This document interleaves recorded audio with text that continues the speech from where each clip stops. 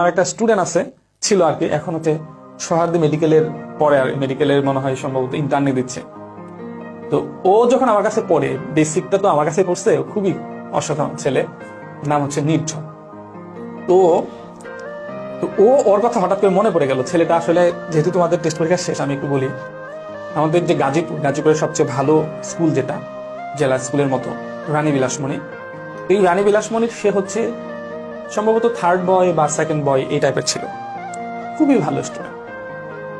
ও মাই, প্রত্যেকটা টিচার, মানে ও যে গোল্ডেন পাবে বিষয়ে কার কোনো সন্দেহই ছিল না। বাট রেজাল্ট যখন দিল, মানে ওইবার ধরো অ্যাটলিস্ট ওই স্কুল থেকে 150 স্টুডেন্ট প্লাস পাইছে, কিন্তু এই নির্ঝর অবাক, ফাইনাল রেজাল্টে সম্ভবত 4.33 পাইছে। মানে ওর রেজাল্ট যখন আমি শুনছি, আমি অবাক হয়ে গেছি যে কিভাবে সম্ভব। এটাকে ভাগ্য বলা হয়। তুমি যখন সর্বোচ্চ পর্যায়ে চেষ্টা করবা, চেষ্টা করার পর তুমি যখন হতাশ, মানে তুমি সর্বোচ্চ চেষ্টা করলা, তোমার হার্ট এন্ড সোল তুমি ট্রাই করলা, আল্লাহর কাছে দোয়া করলা, এরপরে তুমি রেজাল্টটা খারাপ করলা, এটাকে বলা হয় ভাগ্য। কিন্তু তুমি কোনো চেষ্টাই করলা না, ভালোভাবে পড়াশোনাও করলা না, রেজাল্ট দিলে প্লাস পাইলা না, তুমি বললা আমার ভাগ্যে নাই। না, এটা তুমি ভাগ্যের সাথে প্রতারণা করলা, কারণ তোমার ভাগ্য এটা ছিল, বাট তুমি চেষ্টা না করার কারণে আল্লাহ ওটা ভাগ্যের নাম থেকে কেটে দিছে।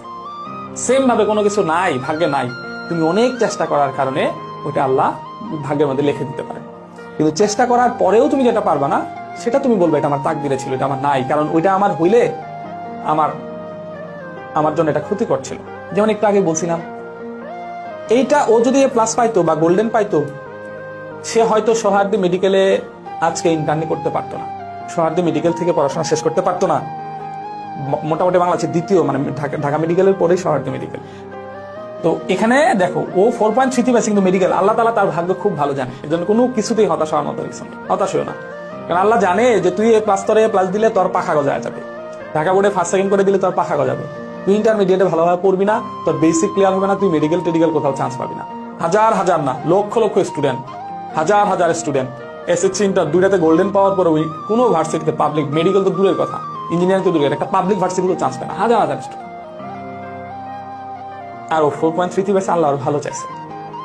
এই রেজাল্টটা করার পরে মানে আমি অবাক হয়ে গেলাম, বাট আমি ওকে সাহস দিলাম যে তুমি কোনো সমস্যা নেই, তুমি মেডিকেলে পরীক্ষা দিতে পারবা, তোমার রেজাল্ট মেডিকেলের জন্য যথেষ্ট। আলহামদুলিল্লাহ, ও যখন সোহার্দি মেডিকেলে চান্স পেল, খুব খুশি হয়েছে। সম্ভব, তার মানে কি মেধা, জ্ঞান তুমি যদি শিখো, তোমার রেজাল্ট দিয়ে সেটা বিবেচনা হবে, একদিন না একদিন তুমি সেটার ফলাফল পাবা ইনশাআল্লাহ।